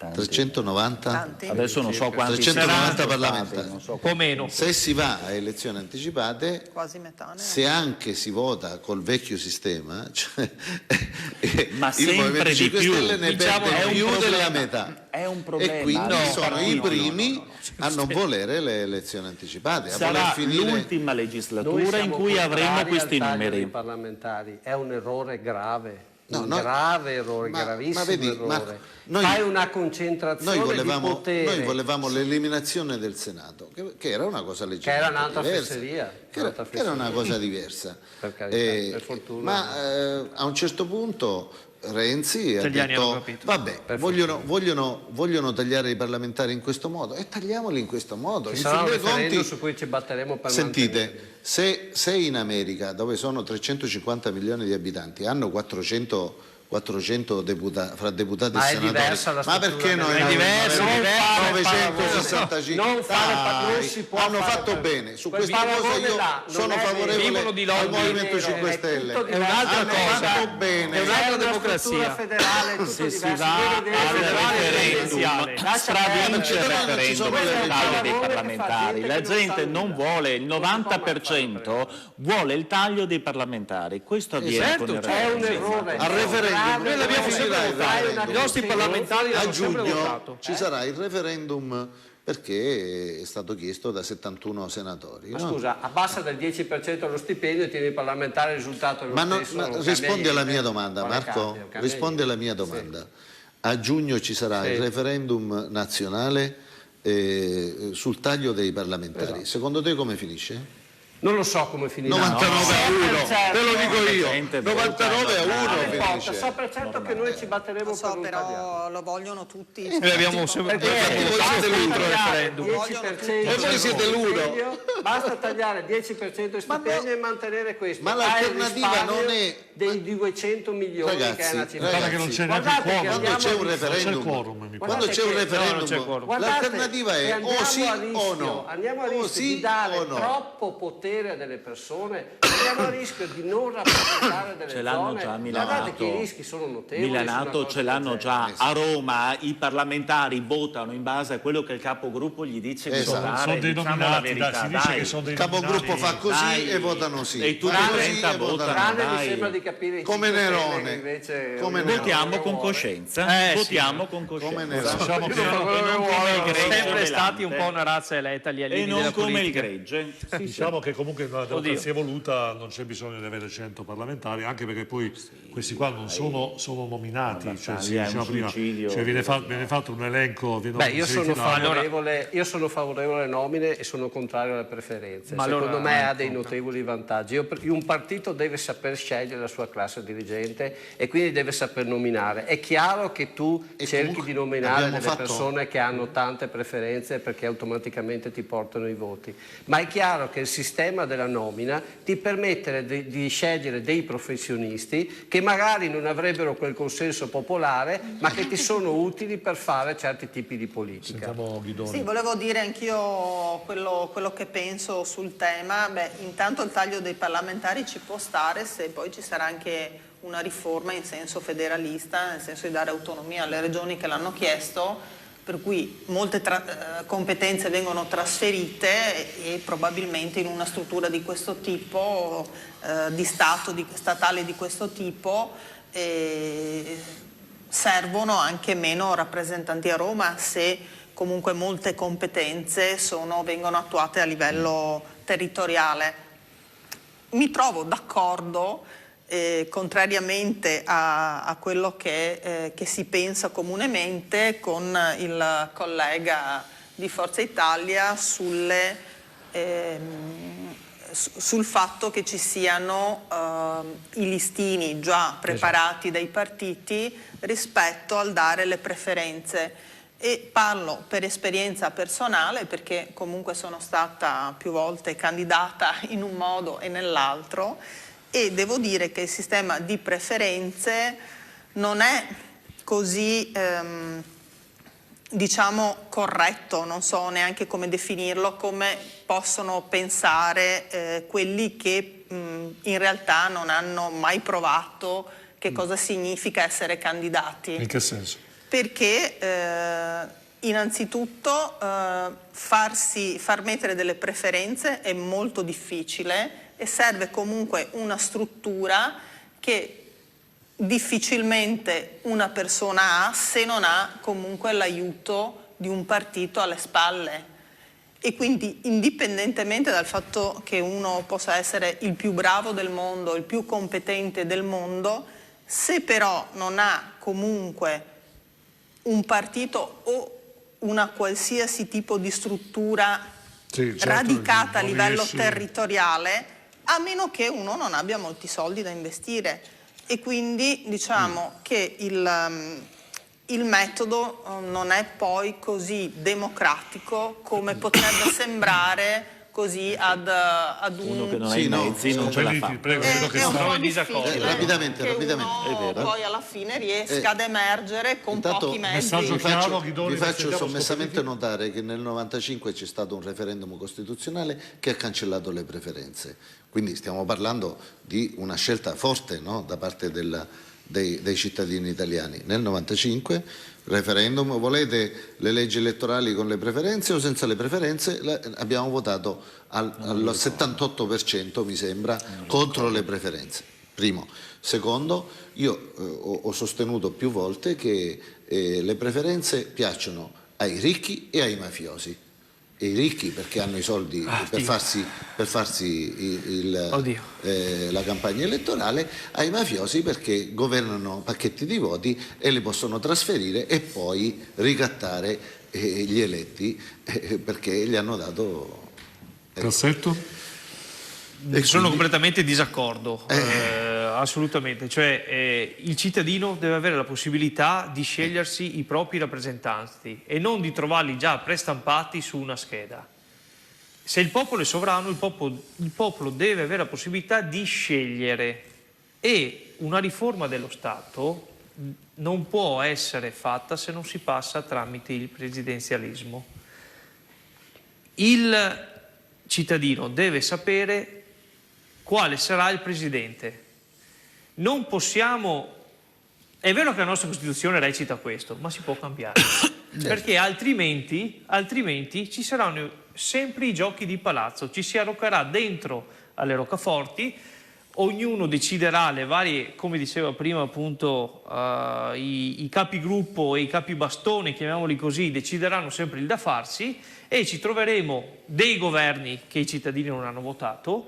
Poi adesso con il ritorno del proporzionale siamo messi peggio ancora, perché col proporzionale ognuno avrà la possibilità prima e dopo le elezioni di dire ciò che vuole e poi di candidarsi dentro i palazzi per per formare un governo e per restare in sella. Io penso che l'unica vera riforma dello Stato passi attraverso appunto la scelta del Presidente della Repubblica. Mi trovo in disaccordo sulle preferenze perché le cose calate dall'alto. È vero che in quegli anni la cittadinanza appunto ha scelto le non preferenze, ma i tempi sono cambiati e lo sta dimostrando appunto la politica, la transumanza di voti che in pochi giorni si sposta di qua e di là. Io sono sicuro invece che i cittadini vogliono le preferenze e lo vediamo nei comuni. Io sono amministratore in un comune e da 20 anni che mi candido e lo vediamo poi nelle province. Una volta lo vedevamo nelle province perché adesso è un ente appunto che viene votato dagli operatori stessi del settore, cioè da noi, da chi è stato eletto. Lo vediamo nelle regioni. Io penso che la preferenza sia la cosa migliore perché il cittadino deve sapere chi viene eletto e se lo scelga lui, senza nessuna imposizione di nessun tipo, né listini bloccati. Ecco, da casa ci segnalano appunto che avete la possibilità di mandare i messaggi anche sulla pagina di Insieme alle Persone, la pagina di Facebook, che purtroppo il taglio dei parlamentari potrebbe determinare poi la mancata rappresentatività di alcune aree geografiche.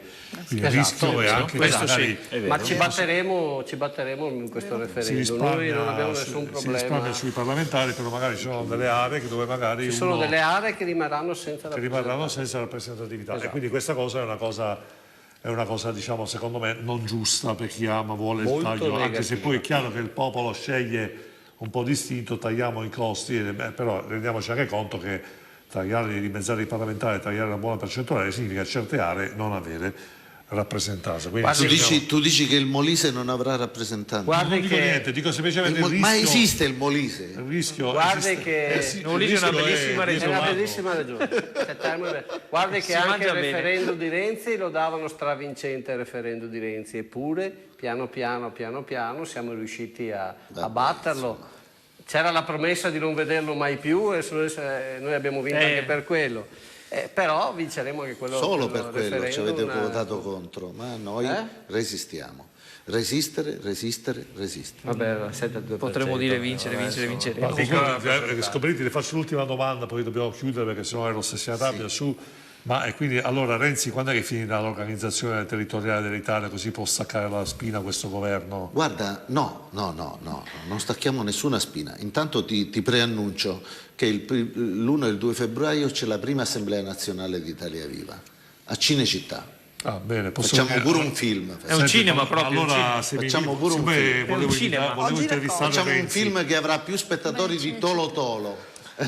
Senti, siccome volevo intervistare Renzi, che mi manca del sì, e poi lo porto in Veneto perché viene a presentare il nuovo libro e ti invito, ovviamente. Grazie, ti ringrazio. L'hai detto in diretta, l'hai detto. Sì, l'hai detto. Mi impegno a far guarda che c'è un budget per parlare con a fare Renzi, 3 minuti, 5 minuti, crepi l'avarizia. No, 5 minuti di intervista fra Renzi e... Con Zingaretti ho fatto 6 minuti e mezzo. Quindi, allora noi 7. Grazie. Grazie. Viva la democrazia, grazie. No, perché mi piacerebbe, sinceramente mi piacerebbe intervistare. Va bene, allora Stefania, direi che siamo arrivati alla fine. Eros si è accorto che siamo arrivati alla fine, no, perché Eros secondo me... Mi permetti una piccola battuta su Bettino Craxi, visto che chiudiamo con lui. L'unica cosa che io auspico è, per ricompensare quello che gli abbiamo fatto a questo grande personaggio, a questo grande statista, che l'Italia si faccia promotrice di riportarlo in Italia, perché lui è un italiano, amava l'Italia, ama l'Italia, e credo che sia come tutti gli italiani che possono aver fatto bene o male, abbiano il diritto di riposare nella propria terra. Era un latitante con 40 miliardi di tangenti nei conti correnti privati. Era uno tra coloro, sarei uno tra i sostenitori di riportarlo nella sua Ma terra. robe da matti, un latitante con 40 miliardi nei conti correnti privati e adesso lo dobbiamo pontificare. Io penso che bisogna adoperare equilibrio quando si parla di classe. Tutte balle. La magistratura tutte balle vostre. Andiamo avanti così. Allora Stefania, vogliamo ringraziare innanzitutto. Diciamo che abbiamo parlato di Di Maio che lascia la guida al Movimento 5 Stelle e il nostro amico Giorgio Ruvo ci ha anche deliziato. Facciamo vedere, Eros, se non sei troppo impegnato con la tua pizza sopra col caffè, se magari la vignetta, la vignetta l'hai digerita, dice Stefania, la vignetta del nostro amico Giorgio Ruvo. Abbiamo parlato anche, eccola qua, ecco qui, sì, diciamo che la mettiamo anche sui social, abbiamo pensato a questa collaborazione con il mitico Giorgio Ruvo. Poi abbiamo parlato anche di elezioni regionali in Emilia Romagna, tagli parlamentari, Luci Cossi, dai soldi alle donazioni. Stefania, ringraziamo i nostri ospiti. Allora ringraziamo Andrea Grassetto, vice sindaco di Pettorazza Grimani Rovigo, Fratelli d'Italia. Grazie a voi, buonanotte a tutti. Marco Milanato, coordinatore Forza Italia Cittadella Padova. Buonanotte a tutti. Paola Ghidoni, Lega Padova. Buonanotte a tutti, grazie a voi per l'ascolto. Scusi, Ghidoni, lei vuole salutare qualcuno da casa? No, nessuno. La signora. Non volevamo sembrare maleducati, magari lasciare. Vabbè, no, insomma, è così. Prego, Stefania, prego. Simone Borile, ex consigliere Movimento 5 Stelle. Arrivederci, alla prossima. E Francesco Scoppelliti, Italia Viva Padova. Viva Italia Viva. Quindi Borile, questa cosa che prima ha detto la Ghidoni, stimo moltissimo. Simone Borile non vuol dire, ci conferma che non vuol dire nulla, insomma. Ma guardi che io a livello locale, cioè io rispetto tutto l'elettorato di qualsiasi partito, però riconosco anche che ci sono persone molto intelligenti, molto in gamba, che si adoperano nel territorio, che appartengono a schieramenti politici che non necessariamente sono i miei. E questo io ho sempre avuto l'obiettività e la sincerità, un'onestà intellettuale, l'ho sempre detto. Quindi diciamo come un atteggiamento trasversale, senza nessuno. Va bene, noi ovviamente dobbiamo indagare assolutamente, ci tenga aggiornato Borile, se ci sono le cose cambiano, qua a destra, a sinistra, scissioni, fusioni, noi dobbiamo come elettorato liquido, dovendo lavorare con i mezzi di comunicazione e di informazione, dobbiamo dare le informazioni corrette. Che dire? Allora, grazie ancora ai nostri ospiti, grazie Stefania della tua presenza preziosa.